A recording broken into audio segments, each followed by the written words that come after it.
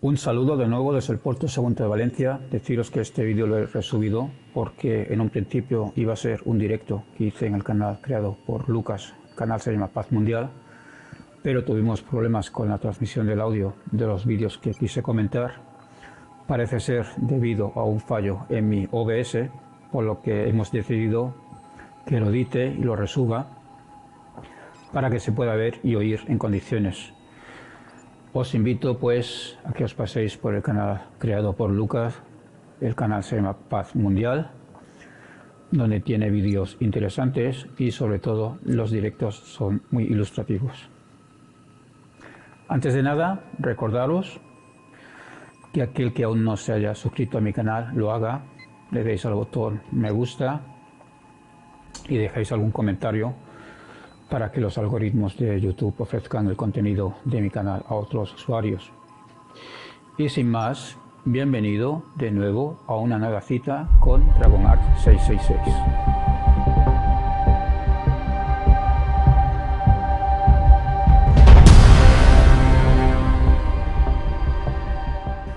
Fui invitado por el compañero Lucas para examinar este vídeo que se titula Before the Wrath, antes de la ira.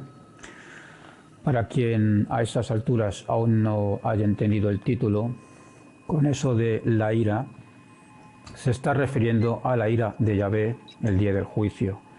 Es una idea bíblica que encontramos en libros proféticos, como por ejemplo en Isaías 13:9, donde el texto dice: «He aquí, el día de Yahvé viene cruel, con furia y ardiente ira, para convertir en desolación la tierra y exterminar de ella a los pecadores». Así que, hermanos ateos pecadores de la pradera, preparaos para lo que se os viene encima. El vídeo que vamos a analizar, o mejor dicho, la conclusión a la que podemos llegar, es que se trata de basura apologética. Eso sí, estupendamente producido, al mejor estilo Hollywood, con actores posiblemente profesionales, un buen vestuario, decorados acordes a lo que se representa, estupendas localidades, una fotografía cinematográfica, música épica que incluye instrumentos de cuerdas y coros, un etalonaje típico de las películas modernas de cine, es decir, un envoltorio bien estudiado para vendernos un producto que es el dogma del rapto inminente. Quizás el único pero que le pudiese poner desde el punto de vista artístico sería lo que es el guión, porque es pura inmundicia, pero es que el tema que trata no da para más como para poder escribir un guión digno de una obra de arte. Ni siquiera da para un documental de hora y media. Y como no da para tanto, pues se repiten una y otra vez constantemente por los entrevistados los mismos argumentos, o mejor dicho, las mismas ocurrencias dogmáticas, para así estirar como un chicle este pseudo documental que yo me niego a denominar documental, y así lo rellenan con paja hasta llegar a la hora y media. 1 hora y 24 minutos, algo así dura este vídeo. Un gran fallo de guión es que cuando se ve a un anciano simulando supuestamente a un profeta de la antigüedad, pues este escribe sobre papiro o pergamino. Yo supongo que es papiro porque se ven las fibras del material sobre el que está escribiendo. Pues cuando escribe lo hace en inglés, pese a que cuando la cámara hace un barrido sobre el escritorio se ven rollos manuscritos con escritura hebrea. Debió haber escrito en una de las lenguas bíblicas y a lo sumo pues sobreimponer la traducción al inglés. Pero toda esta parafernalia en la que se nos ofrece este caramelo envuelto no quita que su contenido sea un conjunto de desechos apologéticos. Supongo que todo cristiano que no crea en el dogma de la fe del rapto pues pensará exactamente lo mismo que yo. No hay que ser ateo para entender que esto es así. Por otro lado, esta no es la única producción de esta productora. Tiene una serie que se titula Decoding the Future, Apocalypse and the End of Time, y otra que se titula The Coming of Convergence, y todo ello en torno al mismo tema, es decir, las profecías bíblicas del fin de los tiempos. Y esta pues sería la hipnosis por mi parte.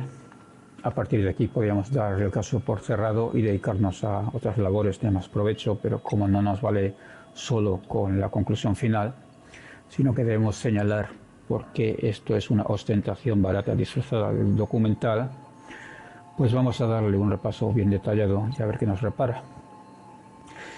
El compañero Lucas ya hizo un análisis preliminar a medida que fue traduciendo esta porquería.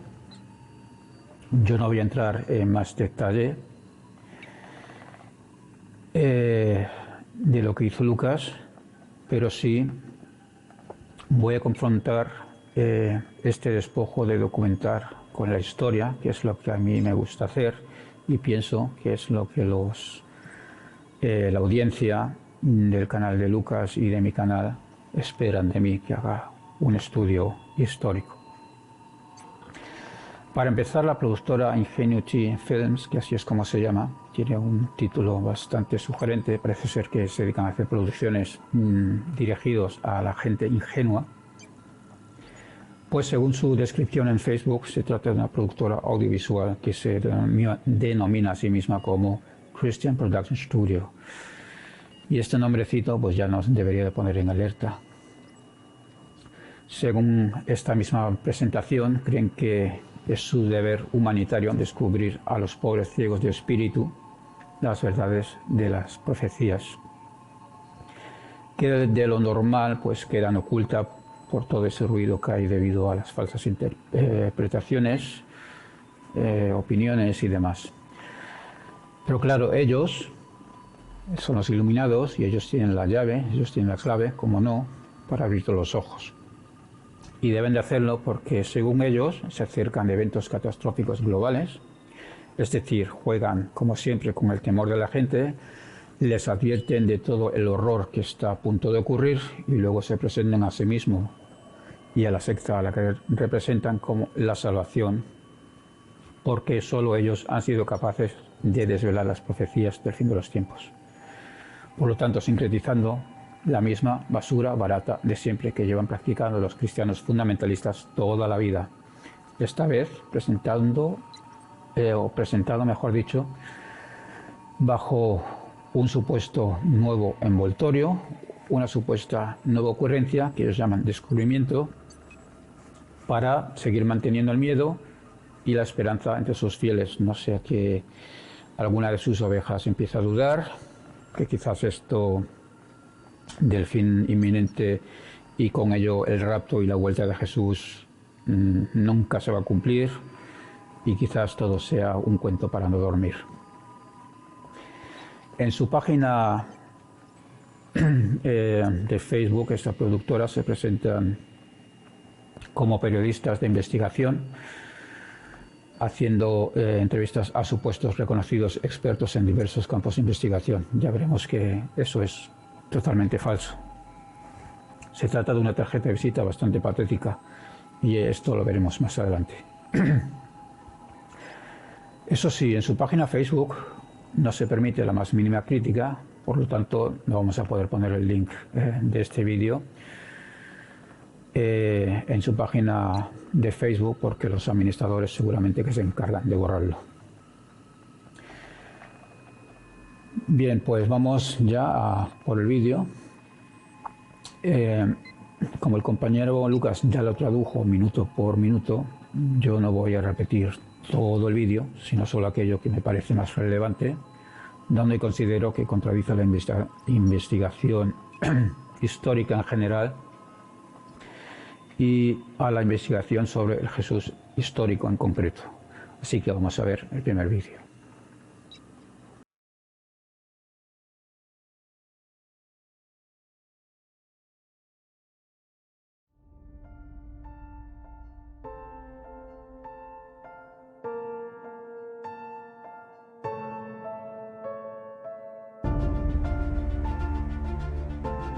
As Galileans, we witnessed his first miracle.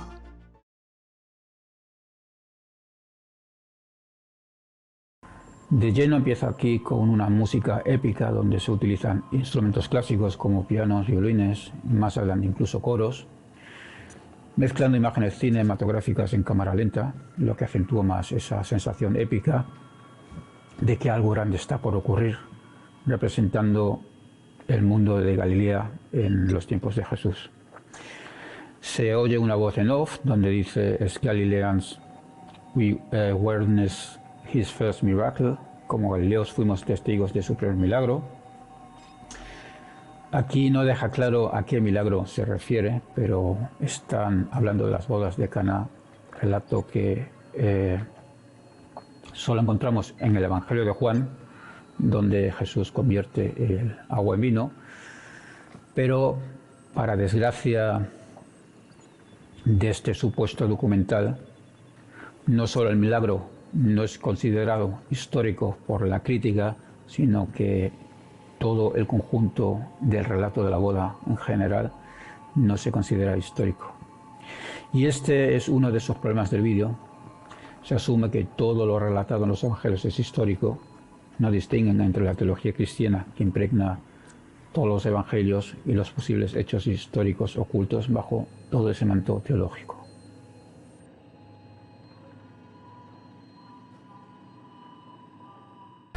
Most people don't believe that Jesus is coming back. What if there was evidence that proves that this is all real?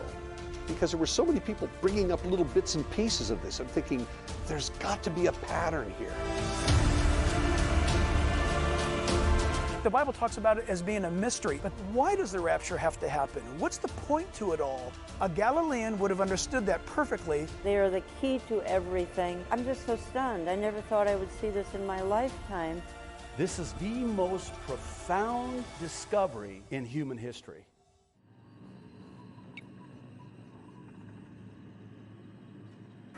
En las imágenes de estilo cinematográfico que recrean una supuesta boda galilea son intercaladas imágenes de estilo videográfico con frases sueltas que irán siendo a lo largo del vídeo entrevistados, que se supone que son los expertos, cada uno de ellos en su campo. La frase "This is the most profound discovery in human history" es la que te hace pensar que esta gente ha hecho el descubrimiento del siglo que hasta ahora nadie había hecho. Ahí te sueltan el regalito sin descubrir su contenido y te van dando pistas poco a poco como miguitas de pan para que los vayas siguiendo, para mantener la atención. Vamos viendo también imágenes sueltas de la recreación de la supuesta boda galilea que luego se repetirán a lo largo del pseudo documental. Otra forma de alargar con paja los tiempos para conseguir llegar a la hora y media del largometraje. Y aquí hago de nuevo un pequeño spoiler porque no presentan ninguna fuente arqueológica ni histórica de nada. Los interiores, o al menos algunos de ellos, donde se han grabado las entrevistas, aparentemente están realizados en algún sitio donde ha habido algún desastre. Artísticamente me parece interesante, aunque está claro que hay un mensaje subliminal de que los desastres que han de ocurrir previo a la vuelta de Jesús ya están ocurriendo, por lo tanto la vuelta de Jesús es inminente. También es de valor técnico que se hayan grabado con varios tiros de cámara y recurriendo a los travelings. Son los ingredientes de una grabación de una entrevista televisiva moderna, alejado de la cámara fija sobre un trípode y un único tiro de cámara como se hacía antiguamente. Así que realmente quien ha hecho este pseudo documental, al menos en lo que a la ejecución técnica se refiere, sabe lo que hace. Pues bueno, aquí el problema teológico sectario que se presenta, o el que hay de fondo, es que se ha anunciado tantas veces el fin del mundo y nunca se ha cumplido cuando han dado fechas concretas, y eso se debe a que no se sabe el día exacto ni la hora del regreso de Jesús. Así que como esa secta ha comprendido que eso de señalar una fecha exacta les ha llevado a los cristianos siempre a exponerse al ridículo, pues ahora ya no importa el cuándo exacto, sino el por qué los cristianos deben de estar seguros de que Jesús va a volver. A grandes rasgos argumentan en este vídeo que Jesús hizo un símil entre los acontecimientos de una supuesta boda en Galilea y la relación, la relación de Jesús con sus discípulos y los acontecimientos que ocurrirían cuando Jesús vuelva.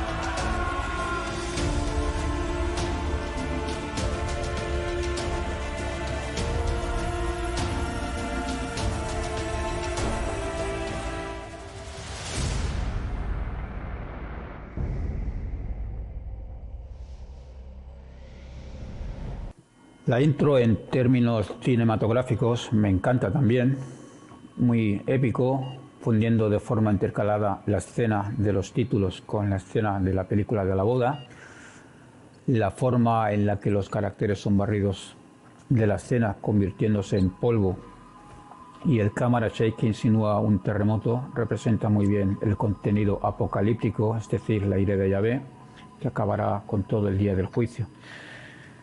Todo ello, mensajes subliminales del miedo para luego hacerte creer que puedes ser salvado de la destrucción si sigues su doctrina.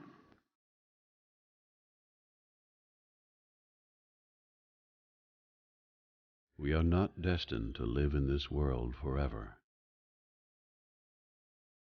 For out of the earth we were taken, as we are nothing more than dust. And to dust we shall return. Though the body must perish, the spirit lives forever.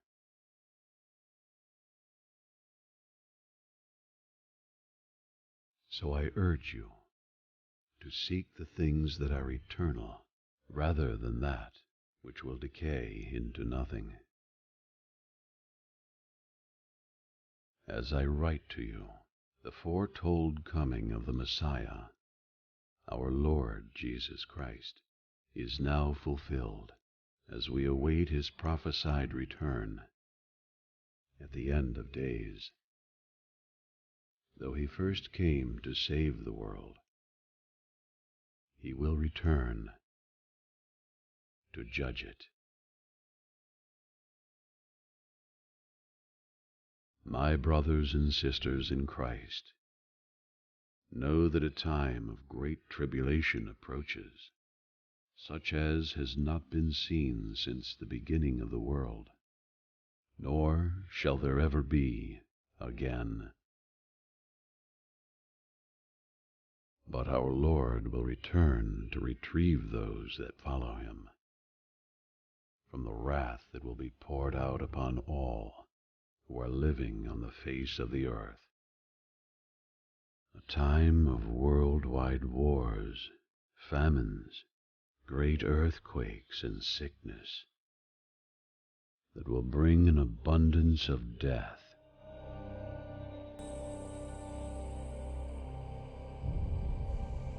The oceans will rage, and the land will burn, as the moon becomes as blood, and the sun black as sackcloth. But I warn you, before that terrible day, there will be a great falling away from the faith. And when the hour of judgment comes upon this fallen world, few will remain that truly believe.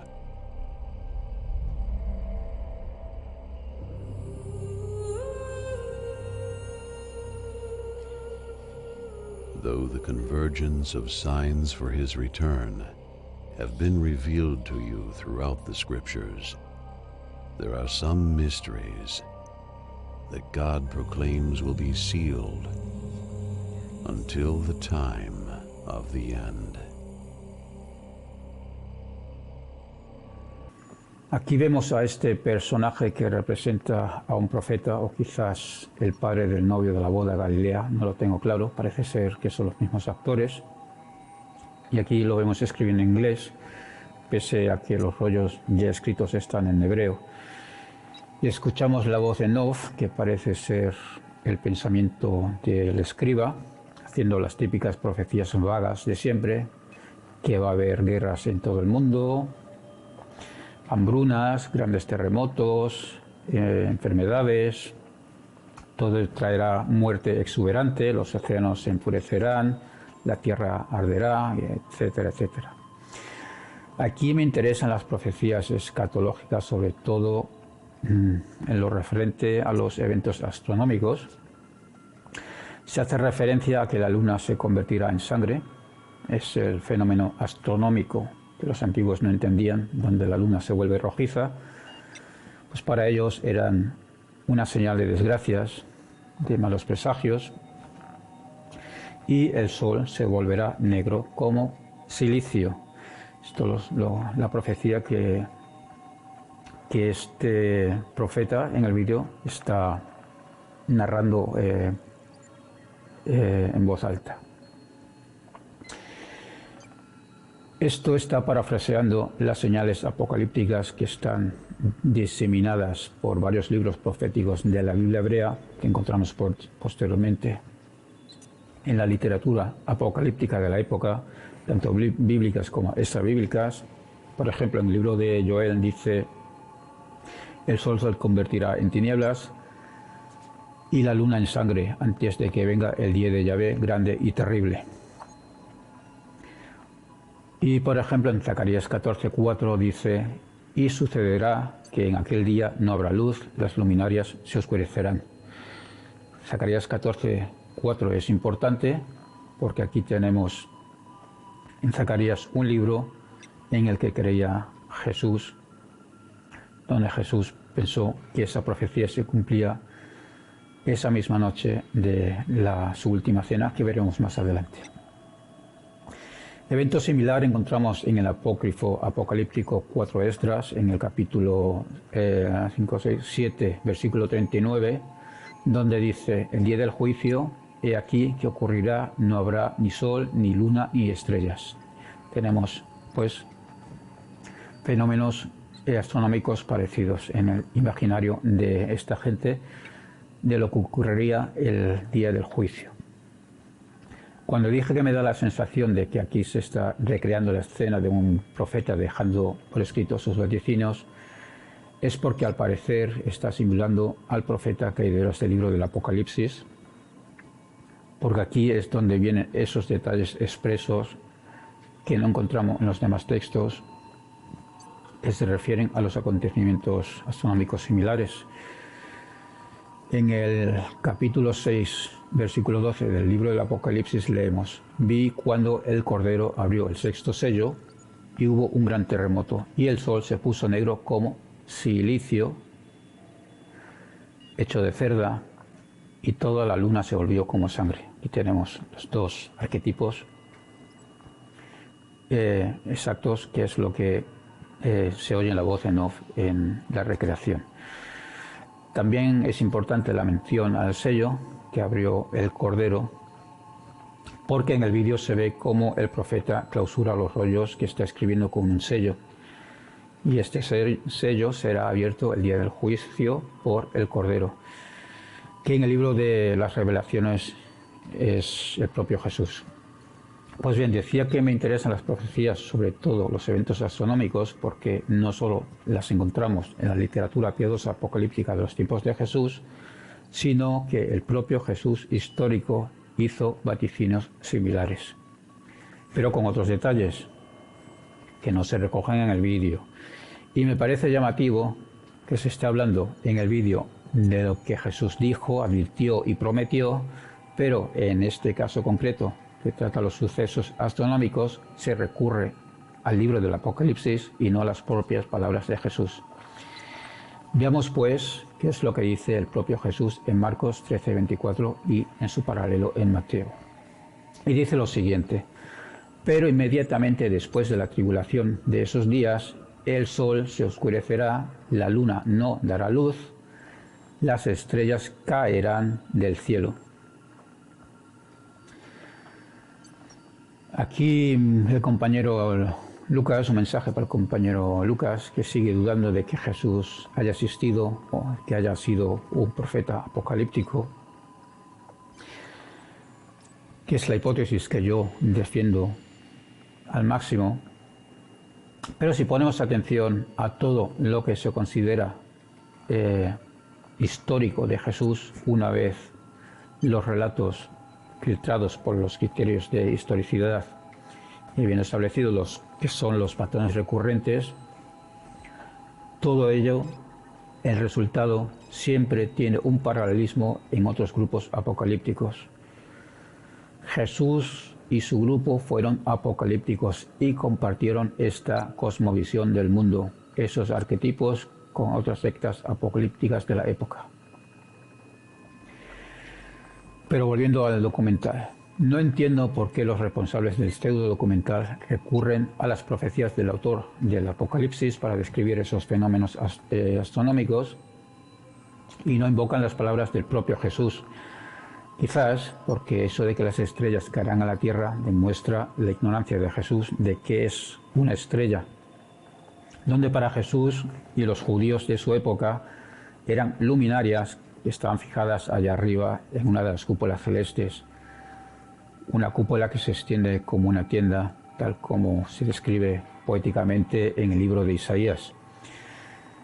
Si ese fuese el motivo por el que se ha recurrido a las palabras del profeta del libro del Apocalipsis y no a las palabras de Jesús, por no dejar en ridículo a Jesús, pues siempre les quedará el recurso de que Jesús, cuando habló de estrellas que caerán del cielo, se estaba refiriendo a meteoritos, un fenómeno que falsamente hasta hoy en día llamamos estrellas fugaces. Real hot button, especially among religious people, Christians and what the like. We love predictability. We want to know when he's going to be coming back. The conflict, the disagreement, the contention over the timing of the rapture, and particularly in the last 10 years, it has gone off the chart.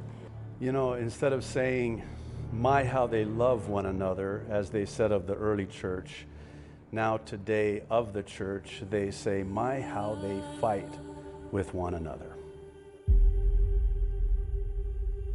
And recent findings from organizations such as Lifeway Research confirm that the infighting among Christians is deepening.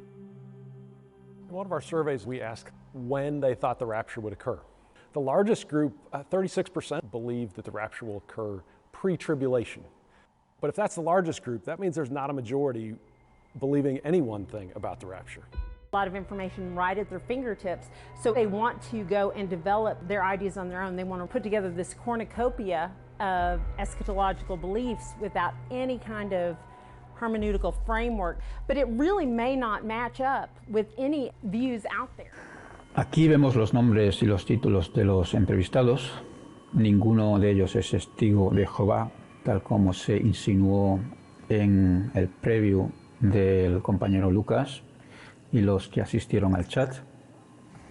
Por ejemplo, Jae McCall ha creado su propia iglesia, Calvary Chapel Georgetown Divide, o Divide, no sé cómo se lee, y es pastor de la misma. Y según su web, hay 1.193 iglesias Calvary Chapel repartidas por todo Estados Unidos. Los testigos de Jehová no tienen iglesias, ellos tienen salones del reino y no tienen predicadores al estilo de pastores, allí tienen ancianos que son los supuestos guías espirituales. Por otra parte, los testigos de Jehová no son los únicos que creen en el rapto. Quizás sean los pocos o quizás los únicos, ahí ya no puedo asegurar. los únicos que crean que solo 144.000 serán salvados. Yo sospecho que esta gente del vídeo son más bien evangelocos, judíos mesiánicos, que de judíos realmente no tienen nada. Por ejemplo, Jan Markell, la señora que sale entrevistada en el vídeo, fundó los ministerios Olive Tree Ministries y, según he podido averiguar, es una judía mesiánica, que, como digo, los judíos mesiánicos no tienen nada de judíos. Luego tenemos a J.D. Farag, que es pastor en otra de las iglesias tipo Calvary Chapel de Kaneohe, que está situado en Hawái.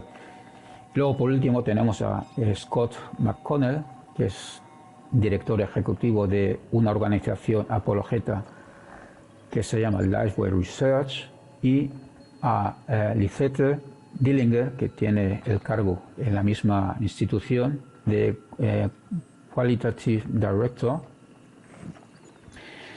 Es una organización apologeta cuya labor no me he parado a investigar en más profundidad porque realmente no me interesa. Solo quería dejar claro que no se trata de testigos de Jehová. After all, if the validity of biblical prophecy can be confirmed by historical discoveries, then why can't most Christians get on the same page when it comes to the return of their Messiah? Maybe this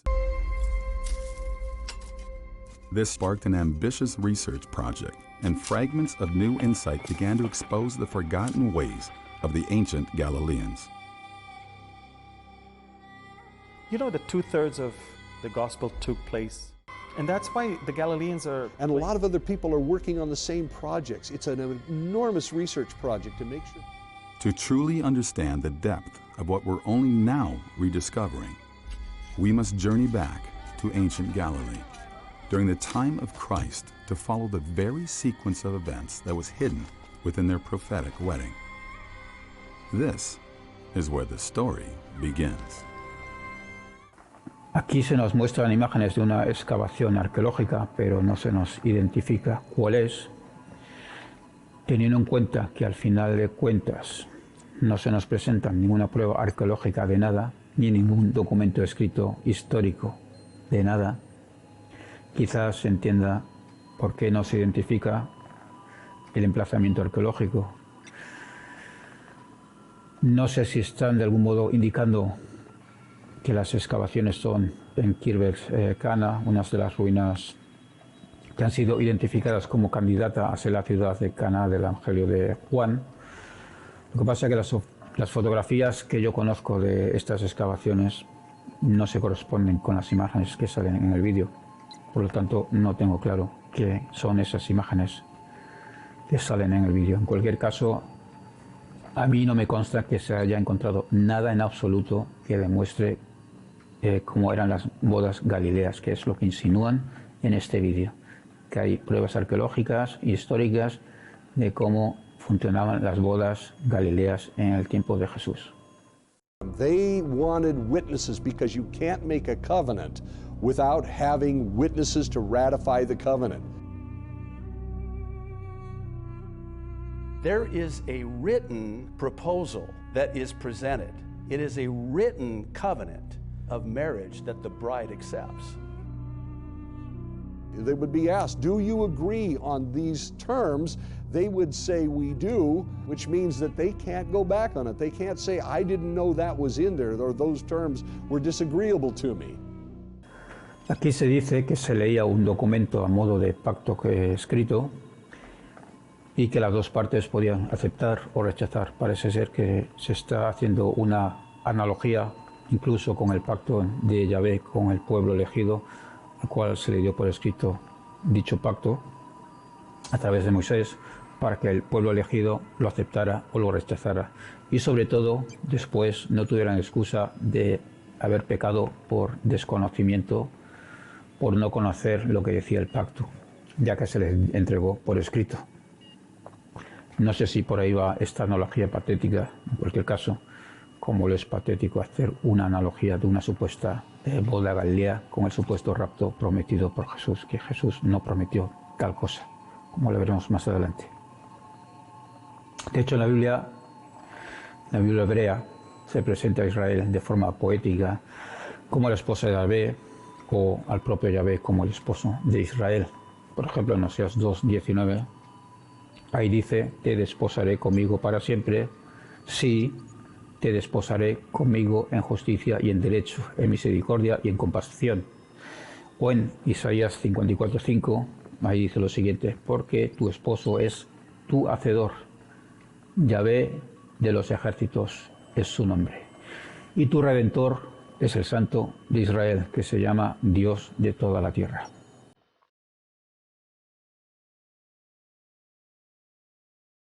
The moment the cup is handed to the bride, she's given all power to stop the wedding by pushing the cup back and rejecting the bridegroom.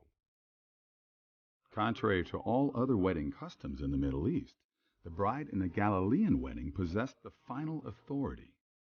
She alone had the power to accept or reject the offer from the groom. The betrothal could not be completed without her willing acceptance to drink from the cup of wine.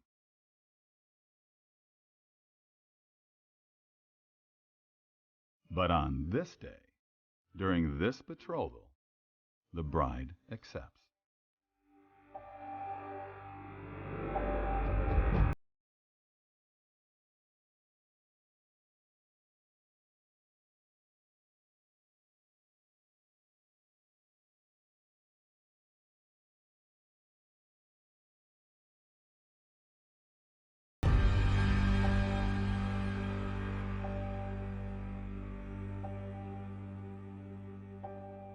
The groom will then also take and drink from the cup, solidifying the new covenant.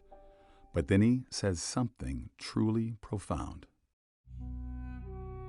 And then the bridegroom says publicly, so everyone can hear, you are now consecrated to me by the laws of Moses, and I will not drink of this cup again until I drink it anew with you in my Father's house. But to understand why this phrase is so profound, we must look at another act recorded later in the Scriptures. During the Last Supper, Jesus offered a cup of wine to his disciples to signify a new covenant with them.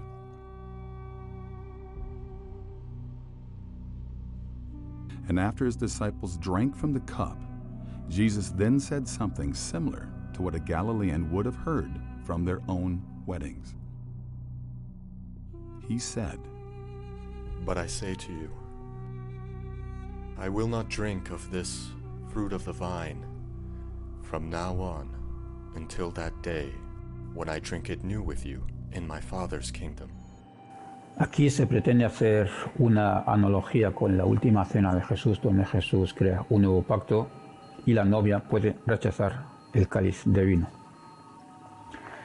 La analogía concreta es que, al igual que a la novia, una vez ofrecida la copa sellando un nuevo pacto, y a partir de ahí el novio le dice que debe de marcharse para preparar la casa futura que habitarán los dos, también Jesús en la última cena les dijo a los asistentes que no volvería a beber de la copa hasta que estuviesen todos en el reino del Padre. Vamos a ver pues, en orden cronológico lo que dicen los evangelios. Recordemos que primero se escribió Marcos y este evangelio lo utilizó luego Mateo y después Lucas como fuente.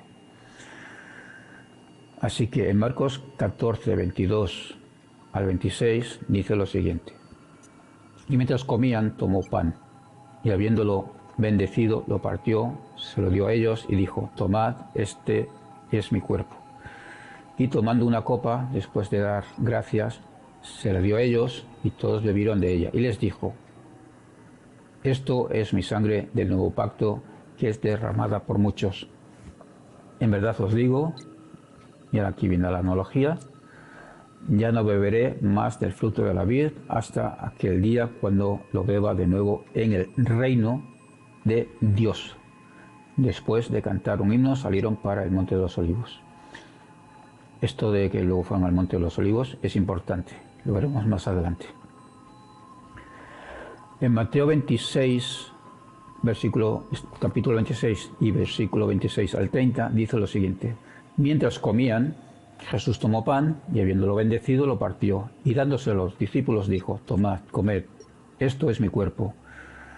Y tomando una copa y habiendo dado gracias, se lo dio diciendo, bebed todos de ella, porque esto es mi sangre del nuevo pacto, que es derramada por muchos para el perdón de los pecados. Y os digo, y aquí volvemos a tener la analogía, y os digo que desde ahora no beberé más del fruto de la vid hasta aquel día cuando lo beba nuevo con vosotros en el reino de mi Padre. Y después de cantar un himno salieron hacia el Monte de los Olivos. Luego tenemos a Lucas en el capítulo 22, versículo 14 al 20, y allí dice lo siguiente.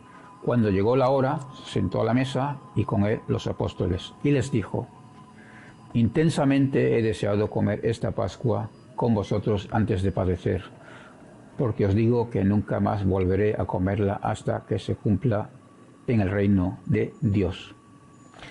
Y habiendo tomado una copa, después de haber dado las gracias, dijo, tomad esto y repartidlo entre vosotros, porque os digo que de ahora en adelante no beberé del fruto de la vid hasta que venga el reino de Dios.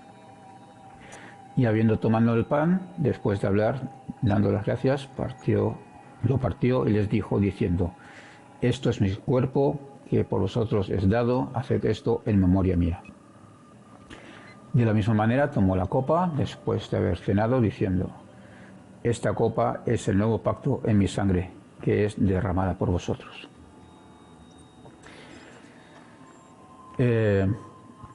Quizás quien no esté familiarizado con el estudio minucioso del texto bíblico no perciba nada extraño, pero tenemos matices. Porque aquí han forzado un poco la analogía poniendo en boca de Jesús que no beberá más del fruto del vino hasta que vuelva a beber nuevo en el reino de mi Padre. Pues hemos visto que de los tres sinópticos solo uno habla del reino de mi Padre, mientras los otros dos hablan del reino de Dios. Claro, para la analogía necesitan que se hable del Padre para hacer una analogía con el padre de la novia. En cualquier caso, los relatos tal cual aparecen en los evangelios están viciados por teología paulina de la muerte vicaria, donde Jesús ofrece su sangre y su cuerpo.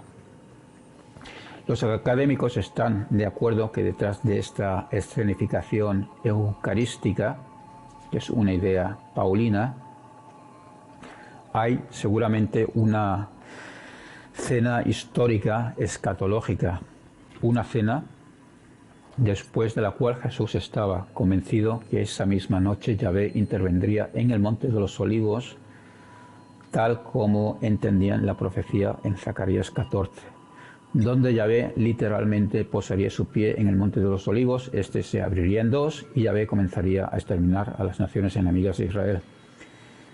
Y como Jesús creía que ese evento sucedería esa misma noche, celebró la cena de despedida, convencido, la próxima cena sería ya en el nuevo reino de Yahvé instaurado en la tierra de Israel, instaurado de inmediato, no en futuras generaciones alejadas por miles de años.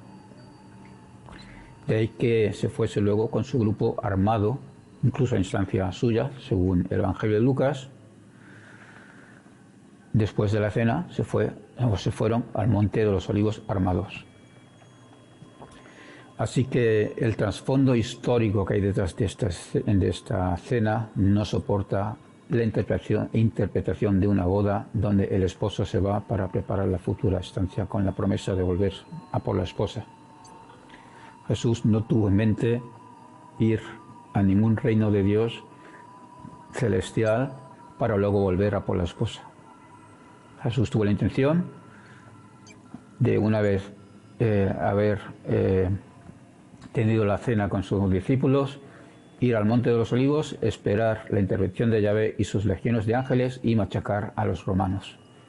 Esa era su intención. In fact, this might explain why later in the Gospel records, the disciples asked Jesus only when the events of the last days would take place, and not why. Because as Galileans, they likely had already made the connection, especially given Jesus' first recorded miracle which took place in the town of Cana, when he turned water into wine at a Galilean wedding.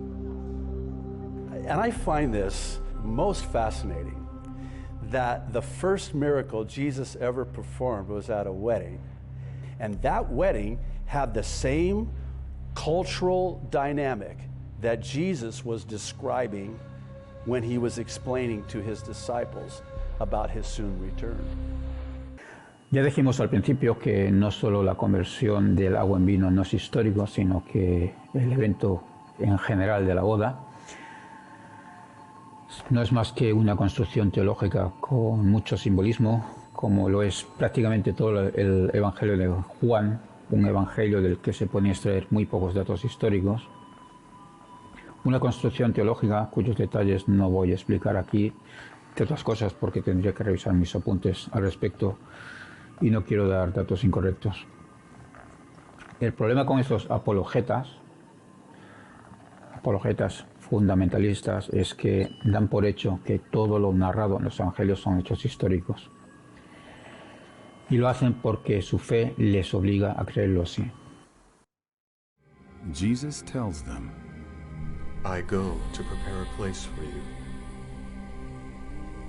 And if I go and prepare a place for you, I will come again and receive you to myself, that where I am, there you may be also. Estas son palabras de la cristología joánica puesta en boca de Jesús. Por ello, solo aparece en el Evangelio de Juan, nada que ver con el Jesús histórico. Las palabras puestas por la tradición joánica en boca de Jesús las encontramos en Juan 14, versículo 2 al 3, donde dice: en la casa de mi Padre hay muchas moradas, si no fuera así os lo hubiera dicho, porque voy a preparar un lugar para vosotros. Y si me voy y preparo un lugar para vosotros, vendré otra vez y os tomaré conmigo, para que donde yo estoy, allí estéis también vosotros. And this is where things get very interesting. Typically, in Galilee, around 1 year would pass while preparations were being made for the wedding feast at the Father's house. But recently uncovered evidence has exposed new insight that is sending shockwaves throughout the theological community. During this entire process to now, neither the groom nor the bride actually knew when the day or the hour of the wedding would take place. Yeah, the bride just did not know the day or the hour that her bridegroom was coming, so she always had to be ready. In fact, no one in the entire town knew. No one, that is, except for one person. No one knew the day or the hour of this wedding. Not the son, not anyone else, only the father of the bridegroom. Only the father of the groom knew the day and the hour that the wedding would take place. The one who read the conditions on behalf of his son during the betrothal. This goes back now to several accounts in the Bible where Jesus tells his disciples that no one knows the day or the hour when I'm going to come. They wanted to know if he was going to establish the kingdom. And he says, no, you don't understand. No one knows when I'm going to come back for my bride. The only person that could send the bridegroom to get the bride was the Father. The only person that could send Jesus to come back to the earth is his Father. You see, during Jesus' first coming, when his disciples asked when he would return at the end of days, he also told them, But of that day and hour, no one knows, not even the angels in heaven, nor the Son, but only the Father.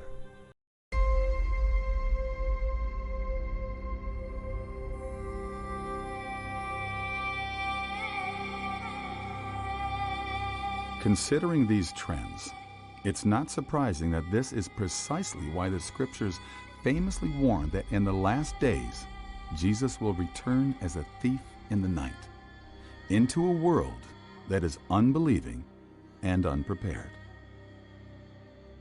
Jesus warned his disciples to be ready for his second coming. He said he would come like a thief in the night.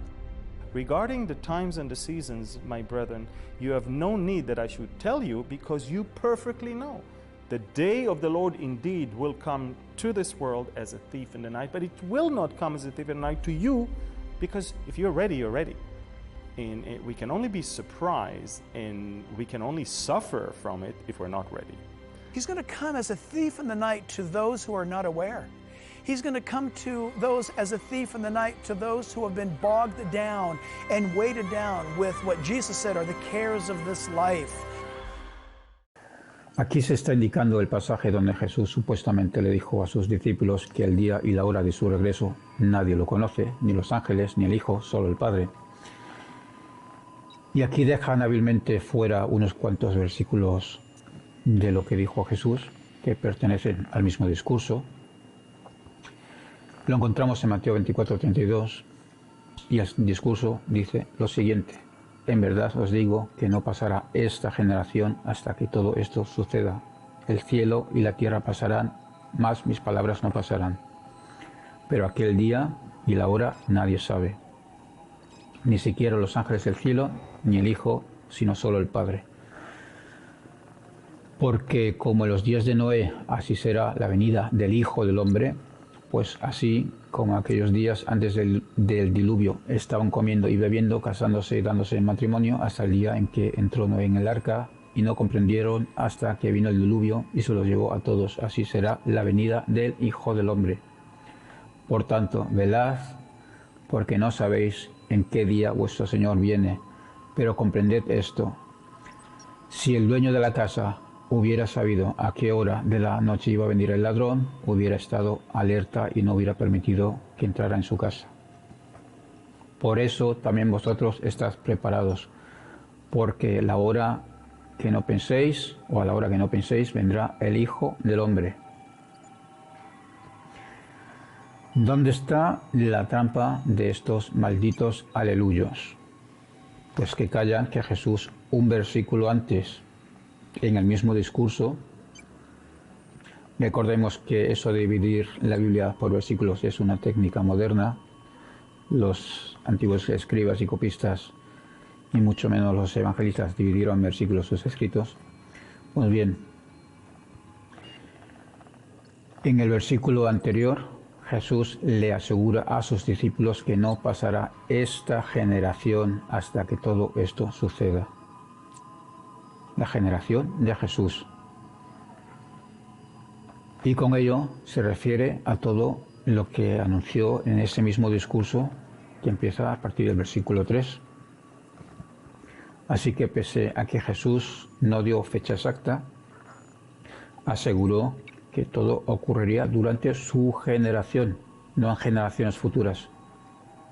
Por eso debían ser sus discípulos los que deberían de estar en constante vigilia, no los apologetas siglos después. Sus discípulos.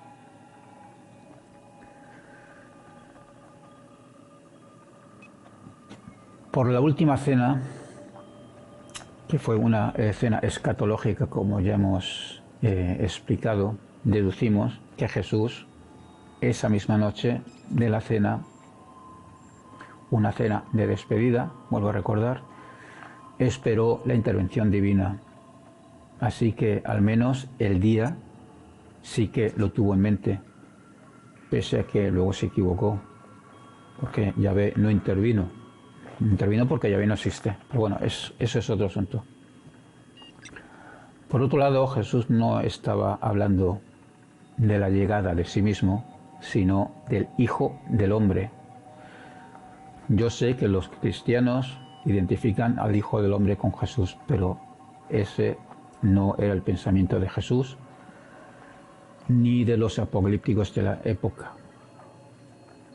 Jesús les dice que vendrá el Hijo del Hombre, les advierte cuya llegada la compara con un ladrón que viene de imprevisto. Ya lo he repetido en infinidad de ocasiones. Jesús, como otros apocalípticos de la época, creían en la aparición de una especie de juez cósmico que haría su aparición el día del juicio, y ese pensamiento apocalíptico, recalco, apocalíptico, se debe a un pasaje del libro de Daniel que los apocalípticos interpretaron como si de un personaje se tratase. Me estoy refiriendo al libro de Daniel, capítulo 7. Ya lo indiqué en varios otros directos, pero creo que nunca cité el capítulo de Daniel y quizás haya quien no entienda de lo que estoy hablando, así que vamos a leer lo que dice el libro de Daniel en el capítulo 7. Libro de Daniel que no lo escribió el profeta Daniel. El profeta Daniel vivió en tiempos del exilio y el libro de Daniel se escribió en tiempos de los macabeos, varios siglos después. Pero asignándoselo al profeta Daniel se le daba más autoridad. Ese es el motivo por el que le llamamos libro de Daniel. Pues bien, en el capítulo 7, este vidente tiene varias visiones que después un ángel le explica qué es lo que simbolizan todas esas cosas que este profeta está viendo en sus delirios místicos, porque de eso se tratan las profecías, de delirios místicos. Y entre otras cosas, dice el vidente, una de las visiones que tiene: seguí mirando en las visiones nocturnas y aquí, con las nubes del cielo, venía uno como hijo de hombre, que se dirigió al anciano de días y fue presentado ante él.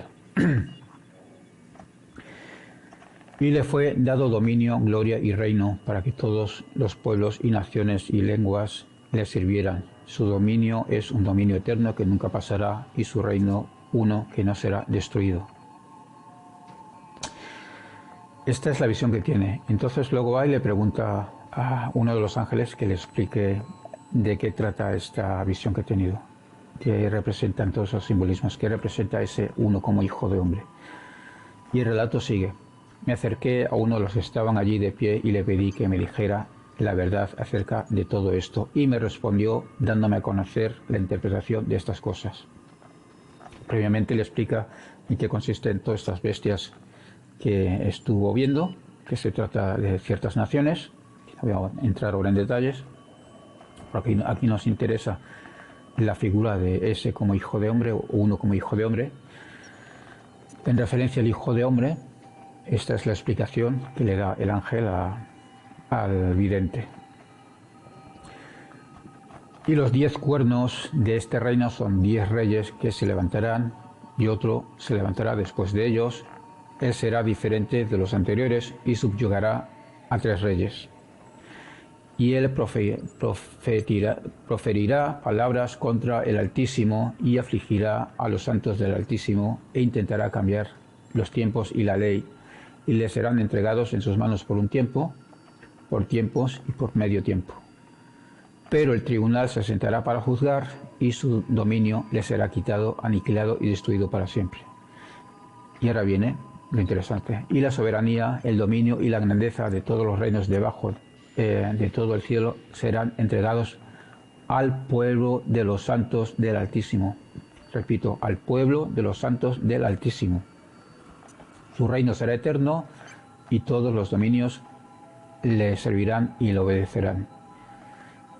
Daniel, que no fue Daniel, está dando a entender a los lectores en que su visión está simbolizando al pueblo de Israel, que habiendo sido dominado por reinos extranjeros, al final acabará venciendo, y a partir de entonces el reino del pueblo elegido del Altísimo será eterno y dominará sobre todas las demás naciones. Y este es el pasaje que los apocalípticos interpretaron e entendieron como que el profeta Daniel estaba anunciando la llegada de un personaje, uno como hijo de hombre, para hacer de juez el día de la instauración del reino. Por ejemplo, en la literatura enoquina, es decir, los libros de Enoc, la secta que hay detrás de de esta literatura. En esta literatura enoquina, el Hijo del Hombre es identificado con el propio Enoc. El libro de Enoc no lo escribió Enoc. El libro de Enoc se empezó a escribir, si no recuerdo mal, en el siglo III, más o menos antes de la Era Común, y se acabó en el siglo I de la Era Común. Se le fueron añadiendo narraciones y textos. En Qumran, por ejemplo, que es otra secta apocalíptica, recalco siempre lo de apocalíptico porque si entendemos la idea apocalíptica de la época, entendemos a Jesús y a su movimiento. Pues en Qumran tenemos el manuscrito 4Q246, ese es el número de catalogación que podemos encontrar fácilmente en internet, incluso incluyendo fotografías, y quien sepa hebreo los puede leer fácilmente. Pues este manuscrito hace una especie de midrash muy similar al midrash que encontramos luego en el Evangelio de Lucas, en el relato de la Asunción. En Qumran, el 4Q246 dice lo siguiente: todos le servirán, grande será llamado y será designado su nombre. Será denominado Hijo de Dios y lo llamarán Hijo del Altísimo. Su reino será un reino eterno y todos sus caminos en verdad y en derecho. Aquí los académicos realmente no tienen claro si en Qumran, cuando hacen esta midrash del capítulo 7 del libro de Daniel, no tienen claro si es una referencia a un personaje o al pueblo de Dios, pero por el conjunto de los textos qumranitas es muy probable que estén hablando de un personaje mesiánico. Lucas, el evangelista, o la tradición que hay detrás del relato de la Asunción, pues hace un midrash muy parecido como lo hicieron los qumranitas. Lo que pasa es que se lo aplican a Jesús. Y el texto en Lucas dice lo siguiente: he aquí concebirás en tu seno y darás a luz un hijo, y le pondrás por nombre Jesús. Este será grande y será llamado Hijo del Altísimo. Y el Señor Dios le dará el trono de su padre David y reinará sobre la casa de Jacob para siempre, y su reino no tendrá fin. Esto es un midrash de Daniel 7. Por lo tanto, no hay paralelismo posible entre la supuesta boda a Galilea y la vuelta de Jesús, porque el que vendrá como ladrón en la noche, en el pensamiento de Jesús y otros apocalípticos, era un juez cósmico identificado por los apocalípticos en el libro de Daniel como el Hijo del Hombre, que nada tenía que ver con Jesús. Y bien, llegado a esto, donde mi intención era señalar algunos de los errores históricos donde estos apologetas no distinguen entre lo que dijo Jesús y los evangelistas o la tradición que puso en boca de Jesús, una vez repensado el personaje a causa de la fe en su resurrección, la pregunta que queda abierta es: ¿qué cojones dicen estos apologetas que los arqueólogos o historiadores han descubierto que demuestre que hay una analogía inequívoca entre una boda a Galilea y los acontecimientos de la Pascua y la supuesta promesa de la vuelta? No han dado un solo dato, una sola fuente, un solo nombre de un arqueólogo. No han identificado ningún lugar de donde se han hecho estas excavaciones. No han presentado un documento escrito de la época que describa una boda galilea. Pues resulta que el propio Jake McCarr admite que lo que hizo fue recurrir a un truco. Textualmente dice a trick. Les voy a presentar el extracto del libro Before the Wrath de Jake McCarr del 2012. Aunque el vídeo es del 2020, esta idea ya la presentó en este libro en el 2012, así que vamos a echarle un vistazo a ver qué es lo que dice en este libro. Where did I find the information about an ancient Galilean wedding? What were my sources? Glad you asked.